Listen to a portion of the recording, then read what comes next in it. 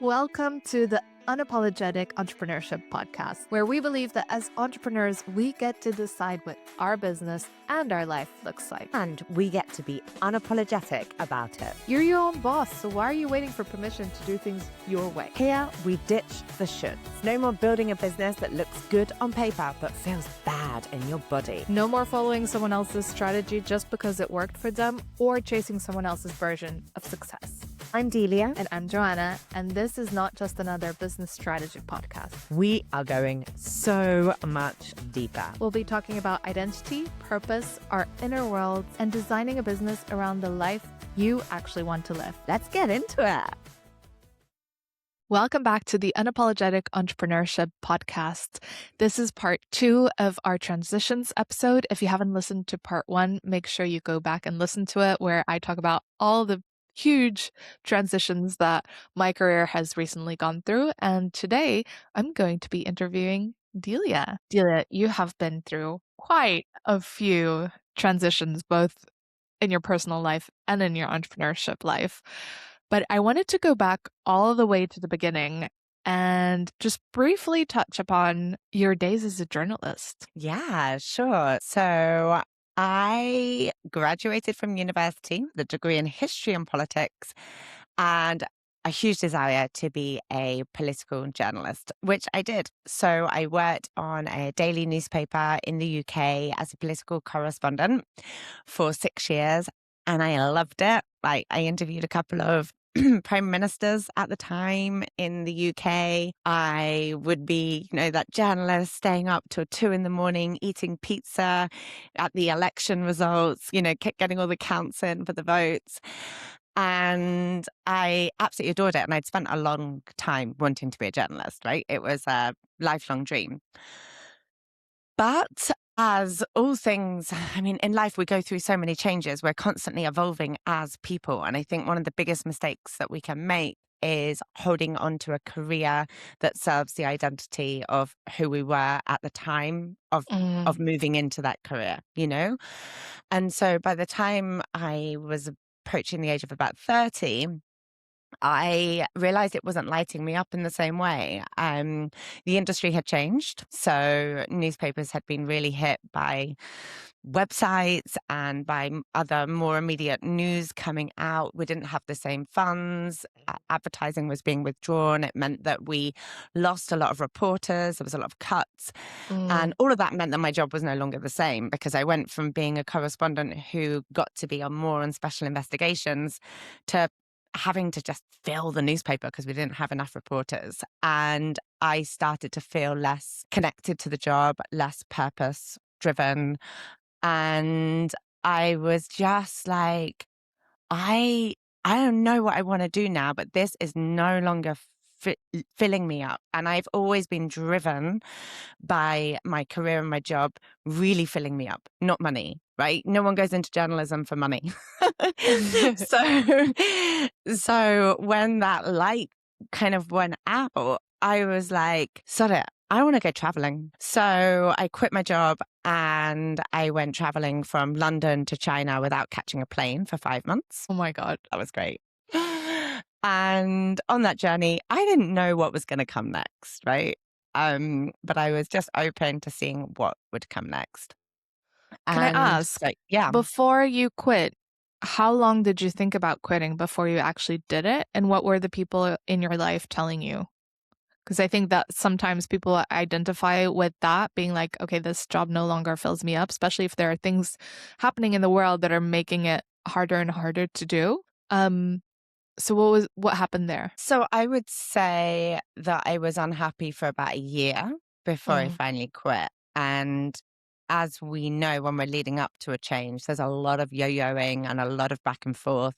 And I had a big struggle in a lot of journalists either maybe move on to a bigger national newspaper, or they maybe move into PR, or perhaps working for PR, probably media companies. So I was playing with all these ideas. I think I even did a couple of job applications for different things, but nothing felt right. I was in my late 20s, and so I was less aware than I am now, right? I was very Mhm. much more, I was also in my party days, like, and I didn't have the same sense of responsibility I have now, and it didn't feel as high stakes leaving in a way. It was just me and I had a boyfriend at the time, and and I was talking to him about it, and he was like, "Well, why don't we just go traveling?" And I was like, yeah, let's just do it. And, my friends at the time were also in their 20s and they were like, wow, that's amazing. A lot of people were so envious. They were like, I wish we could do that, which I never got. I was like, but you can do it too. Anyone can Yeah. do that, right? Like, That takes um, courage. yeah, I guess so. I think I've always had that side of me. I'm happy to take a risk. If if I'm fully lit up with it, I wouldn't take a risk with something that didn't flood my entire body with like energy, you know? Mhm. Um, but I don't think there was much more than that. Like I didn't have a coach or a therapist or any of the things that like I've Like, had in more recent years. were your parents resistant to it, or were they supportive? Oh, yeah, good question. My parents. My dad is very much, well, probably a bit more like me. So he's just like, okay, great, good luck, like whatever. My mom is way more practical, and we know what it's like to be a mom, right? We Mhm. worry about our children. And so I think she worried a bit about what was coming next. And um, for many, many years after I quit journalism, she would ask me like when I was going to get a proper job, like that kind of like, when are you going to go back to get like, working for someone? So I think she was a bit worried, but she would never try to stop me doing anything. I feel very blessed to have two parents that have actually always supported my often radical decisions, even if my mother may have been worrying behind the scenes, slightly rolling her eyes and wondering why she didn't get a quote unquote normal daughter. And how did this idea to travel all the way to China without getting on a plane come about? So at the time, my boyfriend and a very good friend of ours, the three of us had met traveling many years before. We'd actually met in Australia. And we love traveling. Like it's very much part of our DNA. And we would sit and have drinks together and plan trips. It was like, it was what we did for our hobbies. And it was actually those two that were obsessed with traveling the Silk Road. They were like, we want to travel the Silk Mhm. Road. And I was like, I mean, this sounds really interesting. And then the more I read about it, and one of my friend is a big history buff, so he'd be talking a lot about the history. I studied history at university, and I'm very driven by like the history of cultures. And so I was just an easy yes at that point. I was like, yes. And then I was like, okay, if we're doing this, we're doing it like traders. And so hilariously, we took the train across Europe to get to Turkey, which is kind of where it started for us, Turkey. And we went to a market in Istanbul and we bought a onks. Am I saying that right? Oinks egg. Looks like a marble egg. And it was one of the things that would be traditionally sold across the Silk Road. So our idea was to like take this egg and actually trade it in China for something so that we would be like Silk Road traders. I love that. And so I very much was like, when I gave up journalism, I identified as a writer. Reporters are intrinsically curious people. Mhm. And so it was very much like, I'm giving up this job, but I'm traveling with my notepad to have new experiences. And I kept a travel blog and I kind of just traveled with such curiosity. And we had this egg and it came across with us. The whole journey through like Turkmenistan, Tajikistan, Kyrgyzstan, Kazakhstan, Uzbekistan. Like if it had a stan in it, we went there. And then when we got to China, we got to Xi'an, which was the end of the Silk Road. We then sold it for a piece of silk cloth. And and our mission was complete. Amazing. And then what? So while I was on the road, a very good friend of mine from university was building up a travel business in London. And she reached out to me and was like, hey, when you finish in China, you're going to be right next door to Vietnam. We would love to expand our travel business into Vietnam.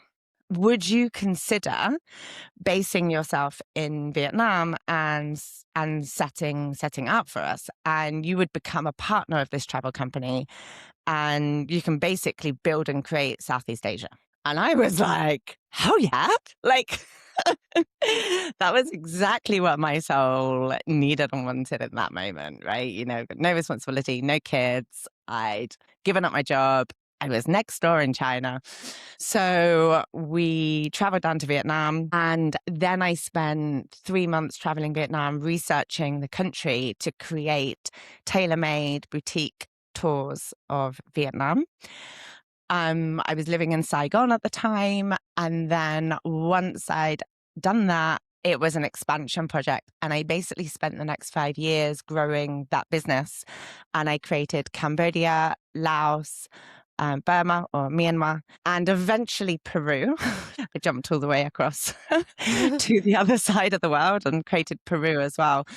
But I ended a period of life where I was actually doing that job for 10 years, and it was phenomenal because not only was I getting to travel, I was also getting to research and plan trips, try things out. Like I was basically a professional luxury 5-star hotel tester.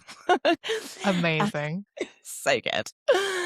And what I also learned in that business was how to run a business, right? Because I hadn't done that. I was on payroll as a journalist. So that is really where I didn't get a salary from my travel company. I was a partner, which meant that I earned what I sold. And so I was hugely incentivized by sales. It's where I really understood like the mechanics of sales strategies.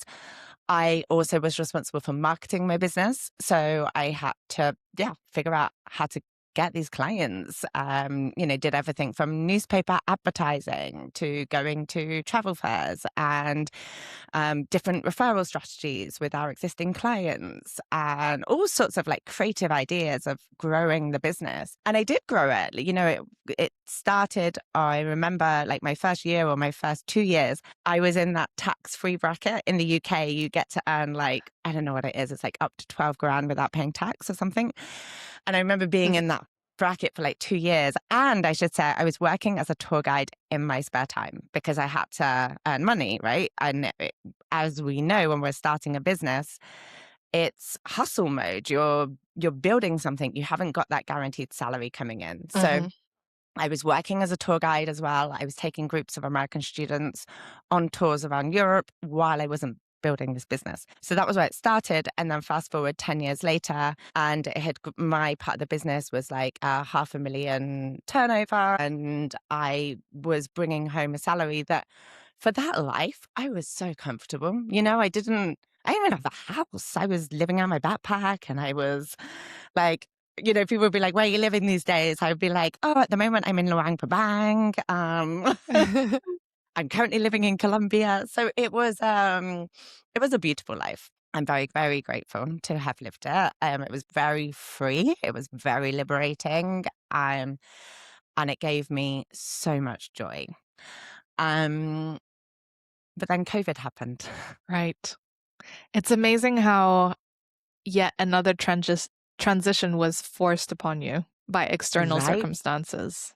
It's interesting. Right. Absolutely. It was completely forced upon me. I was pregnant with my daughter, and I'd made this killer maternity plan. I felt like such a boss babe, as we would say back in 2020. Like I'd brought on these amazing people to run my destinations. I was still going to get like a really big cut of the commissions because they were my destinations.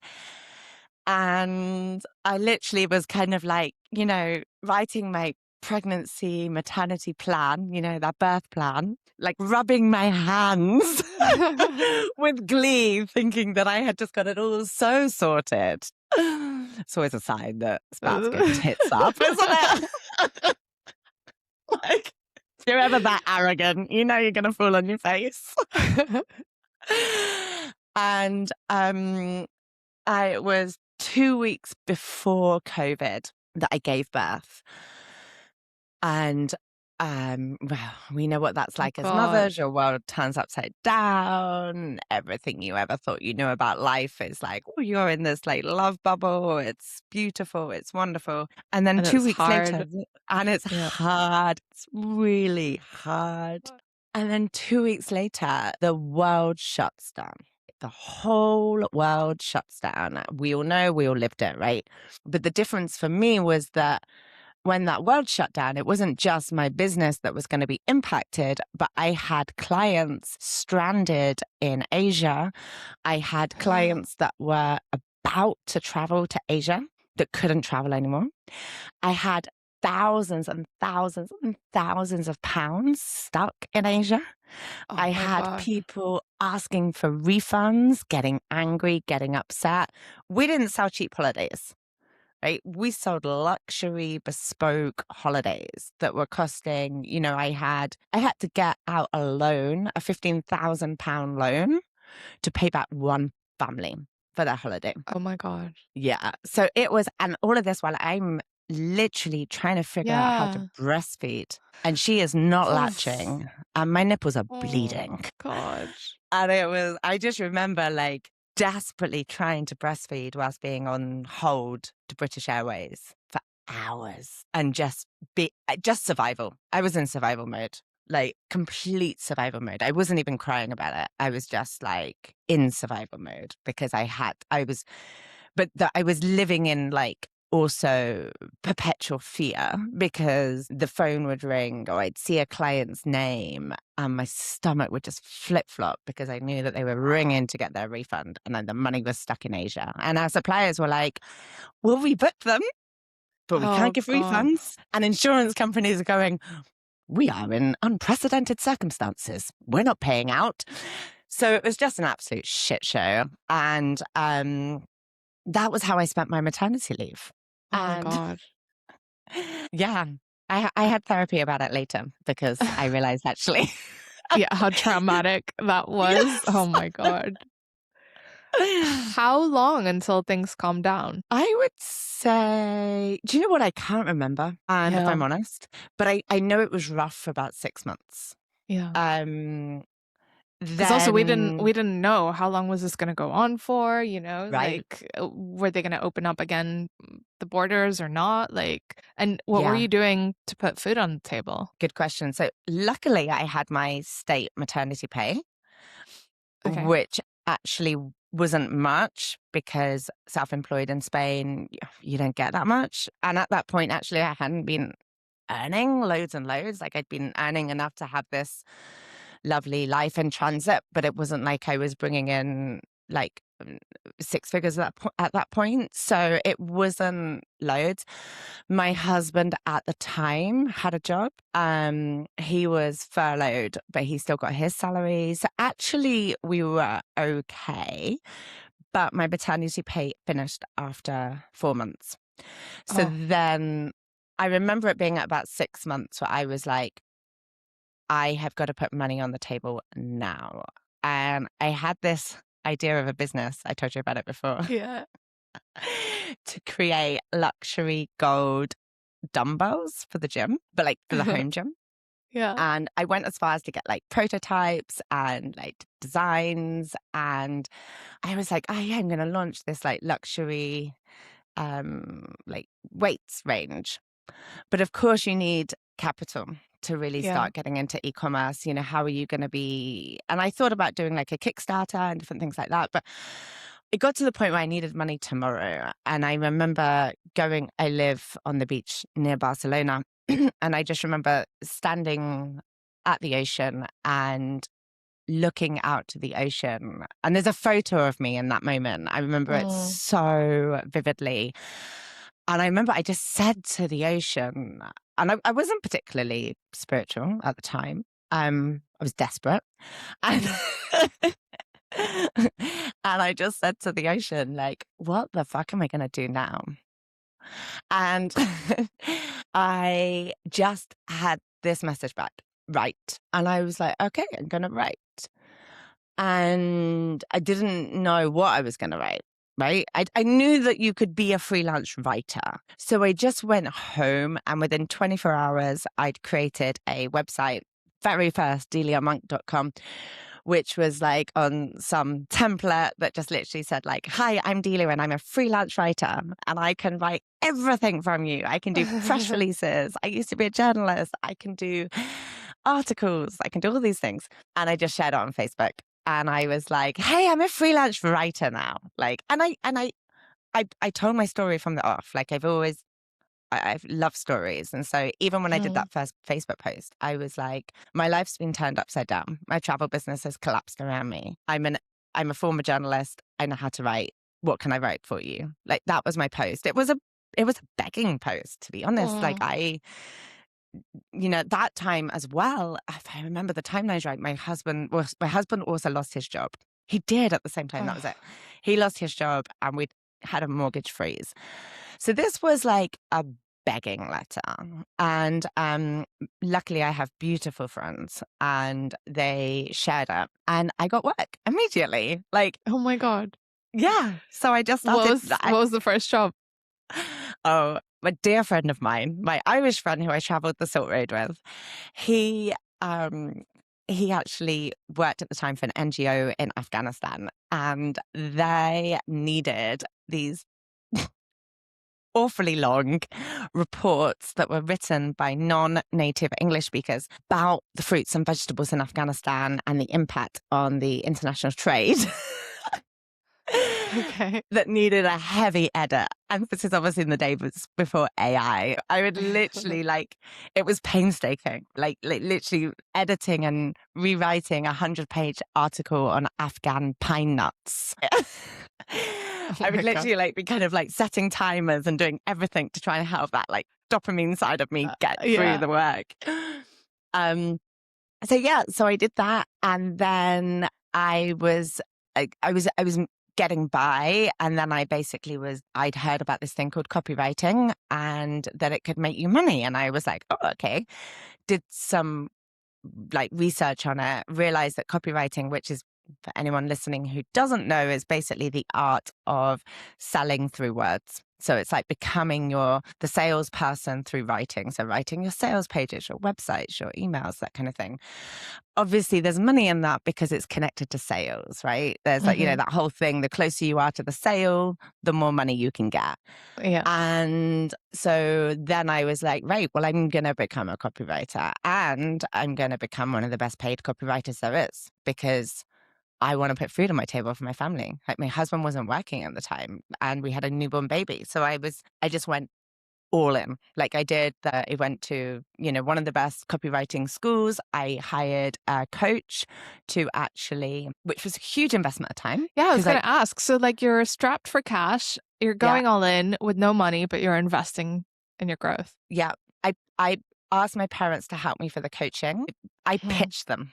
I literally gave them a pitch. I said, this is what's happened to my life. I hadn't asked them for money before. I put myself through university mainly. And it was the first time I went to them and asked for money. And I pitched them. I was like, okay, there's two routes here.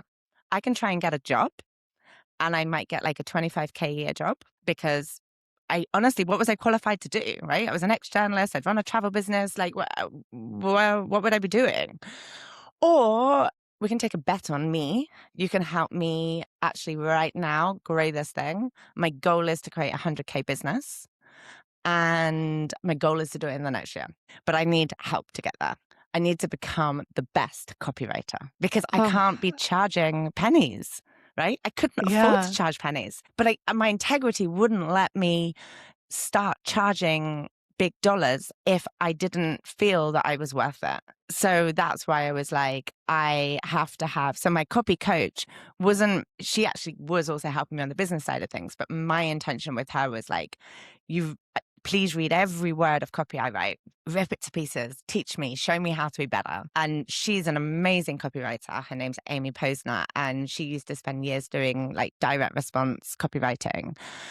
And that's what she did. Like for 6 months, she read all my copy, and it made my confidence grow so much because I had Amy behind me, right? Like, so when I was like charging high from almost day one, well, not super high, but I didn't start on beginner rates. I started at mid-range, and I did that knowing that my client wasn't just paying for me, they're actually paying for Amy too. Amazing. I got goosebumps listening to that.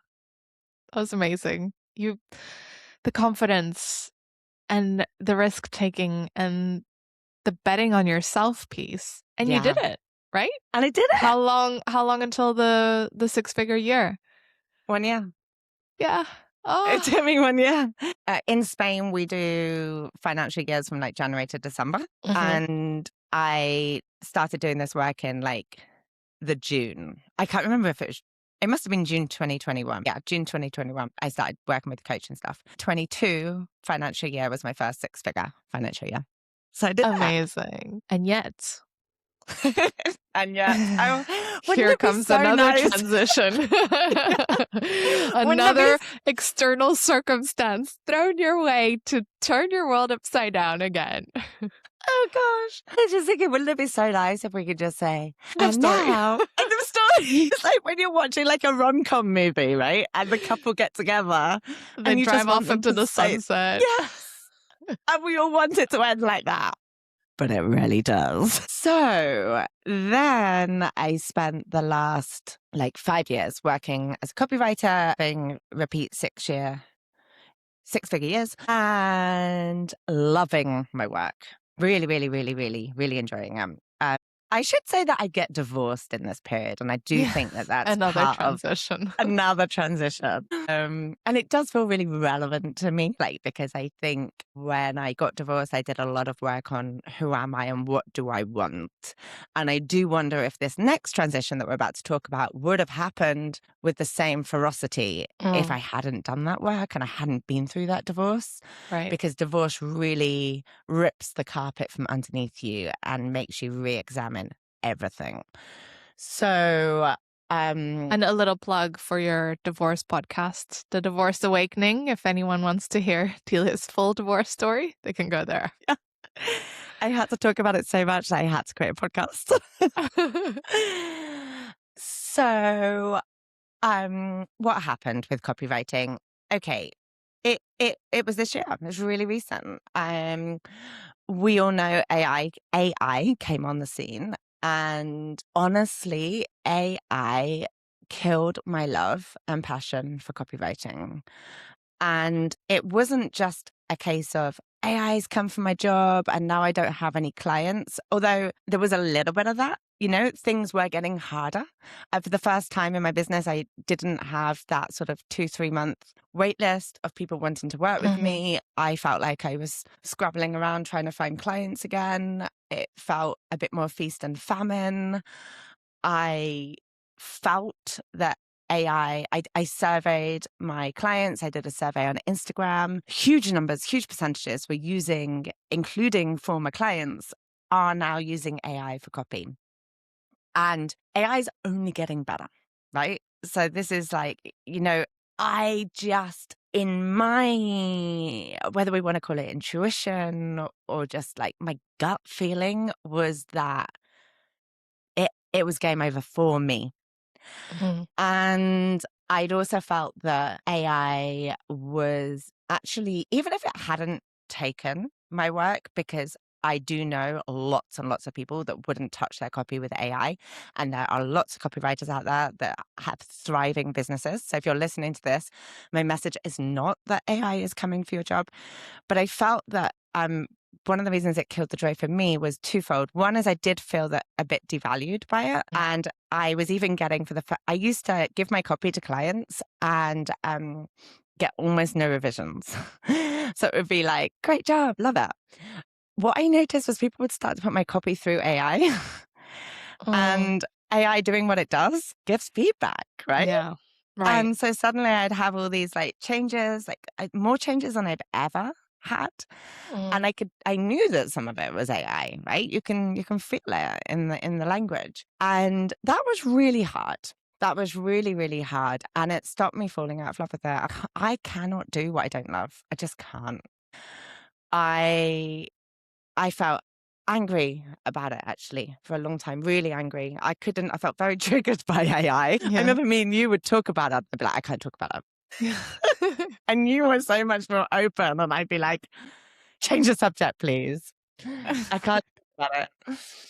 Um, so that that was all lurking along in the background. And then I had a call with a friend of mine who's also a coach, and I came to that call with this idea that I wanted to help people through transitions because I have been through so many transitions, like, all the Mhm. things we've talked about. Yes. um, and I was thinking maybe about helping women through divorce or something like that. And on this call, I just was like, I just had, sometimes you just need a moment where you say it out loud and then you make the change. And I just Mm. said, okay, I'm going all in on helping people in transitions, like helping people work through transitions. And I came off that call. I changed my Instagram profile and did a dramatic story about the fact that I was burning my business down. And that was only 2 months ago, I want to say. Yeah. Yeah, it was like end of April, right? Oh my gosh, but honestly, Delia, the way you've handled your life transitions with such fire and positivity, like you've risen from the ashes like a phoenix multiple times. It's so inspiring. If anyone can coach people through transitions, it's you. Thank you. Thank you so much. I think one of the things that makes me really excited about coaching people through transitions is that it's one thing to have an idea or to know in your gut that something needs to change, but it's another thing to actually do it. And that's the Mm. bit that I really want to help people push through. So whether the transition is through a change in your business, entrepreneurship, like I'm coaching someone at the moment who's making the jump from corporate to being an entrepreneur. And I'm actually coaching them on their messaging and their positioning so that they can launch with as much success as possible. So whether it's that kind of transition or whether it's a divorce, it's the bit that is really hard. It's hard to jump. It's hard to take the action. And that's the bit that I get really excited about. Pushing Mm. people into taking action. Bold action is what I love. I love that. And it's such a reflection of how you've lived your life so far as well. There are so many themes that just have carried you through, like curiosity, positivity, taking bold action, following your joy. Um, and I'm sure it's going to carry you through to the rest of your life, through all the transitions that are to come. Hopefully, not as drastic or painful. Yeah, I'm really happy to be, hopefully without a transition for a little while. Like, I really believe that like transitions are essential. It's literally the sign of our revolution. We have to. The alternative to transition is staying stuck. Mm. And so it is difficult and it is hard. And when you're having a transition, you feel like, is this it? Is my whole world over? Mm. In all those transitions I've done, perhaps not so much when I just went traveling, but because I was that bit younger, I didn't have responsibilities, I didn't have kids. But in the transition in COVID, when my travel business died, in the transition I had recently, a couple of months ago, the bit that I guess I didn't talk about is where you are literally desperate, worried, fearful, whether you wanted to make that transition or not. There is so much fear that comes with it. And there's a lot of contraction that comes with that fear. But in the long run, when you push through it and you do have to go through it and it isn't easy, it is hard, you get to be that evolved, expanded version of yourself on the other side. And that's what And makes it work. did you feel that the time it took this time from having the inkling that like, okay, maybe copywriting is over for me and taking action was shorter? Like have the transitions taken less time for you because now you know what could be on the other side? Or is it still just as hard? Yeah, it's interesting. I would actually say this transition was harder. Mm. Once I'd made the call, again, I did it in 24 hours. That seems to be my theme, actually. When But I you make had that already been decision. talking about it for a while, right? But not for a year. No. So I'd been talking, I had been wondering in my heart of hearts for a long time what was coming next. Mm. I knew that something was coming next. I could feel it, but didn't know what it was. I would say actually for over a year. But the actual period of, I think this needs to go and something else needs to come, this time felt harder because the stakes were higher. Mm. Because I was a single mom and I didn't mention this, I had just bought a home. So I'd put all my life savings in buying a home at the same time that I couldn't ignore it. And I forgot to mention as well, but we obviously did the rebrand of my entire business. So I Yeah. spent Yeah. $12,000 on rebranding my business. And Joanna, you did the design and it is beautiful. Like if you're listening to this and you just want to see beauty, please go to my website and look at it because it is so beautiful. And 2 weeks after launching that, I I basically said, that's it. I'm doing something different. And I think this time, actually, it was harder and it took me longer Mhm. because the stakes were higher, right? I felt, am I going to lose my house? Am I going to be able to put food on the table for my daughter? How am I going to pay for summer camp this year? Um, I didn't feel like I had a comfort blanket, like a security Mhm. net to catch me. Whereas in the past, I had security nets that Right. came in the form of like partners at the time, but feeling like there was somebody else that was bringing money in. And I do have my parents who are just amazing and wonderful. And so I do have some security. They would not let me be homeless. Very good friends that wouldn't let me be homeless. But of course, the overthinking brain feels the stakes are higher. And I think Yeah. when we feel the stakes are higher, it is harder to make transition. Mm. Oof. So what do you recommend people do when the stakes are so high? You have to see those fears and hear those fears and actually let them come out. Like write them down, feel them, be in them, and think about, okay, if this all came to pass, what are the solutions? So when you know, I had just bought a house. I'd spent my life savings on buying this house. First time I've ever bought a home on my own. It was such a big moment. I should have been celebrating it. And I felt sick to my core Mm. because I also knew that my business wasn't thriving and that I had to make a significant change. And I didn't know the financial impact of that transition. And I got into quite a dark place worrying about what that would mean. And I had to let it come out because I think if your fears just stay inside you, they will literally rot. They will, I want to say rotten you. That's great English. They'll like eat you up.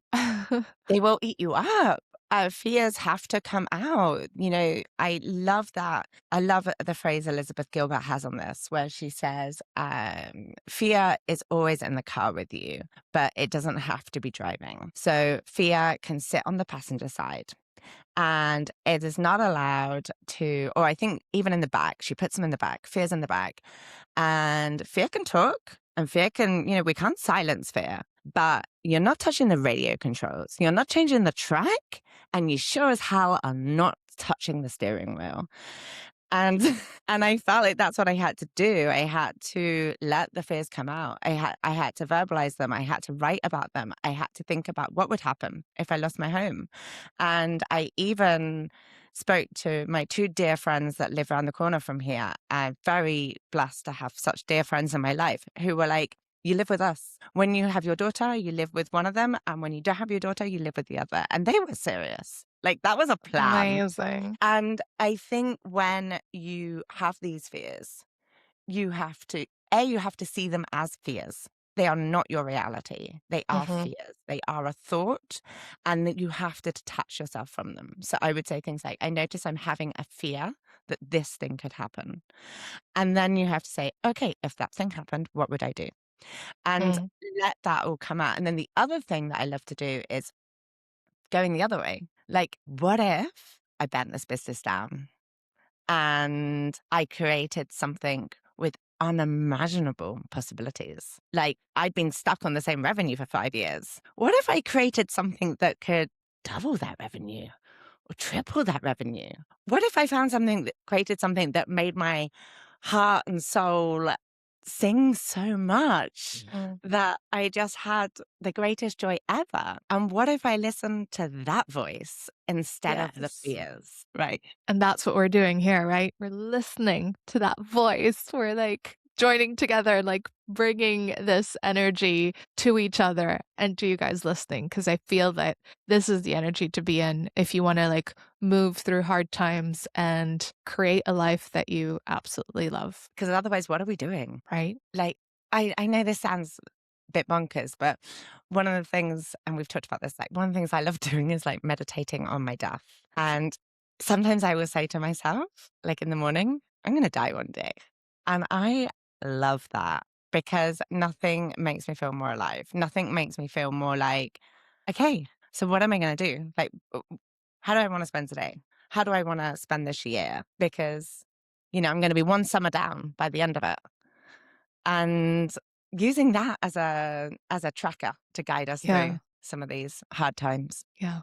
It's a dark thought, but I get how it could light a fire inside.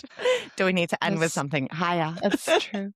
Well, no, I think if we think about like that, we feel more alive and we think more well, hopefully it will inspire everyone listening. You had shared this with me and I tried to now think more like that. It's like, well, what good is it going to get me to like stay and worry if like the school year is coming to a close? Like, how do I want to spend my summer? Do I want to spend my summer worrying or do I want to spend it like with my kids doing fun stuff, going to the beach, traveling, and just trusting that what I need to do will come through and will keep showing up. These opportunities, like doing the podcast together, are like brand new program, should we say, that we're putting together is coming Yes. through, is starting to take shape. We're really lit up by it.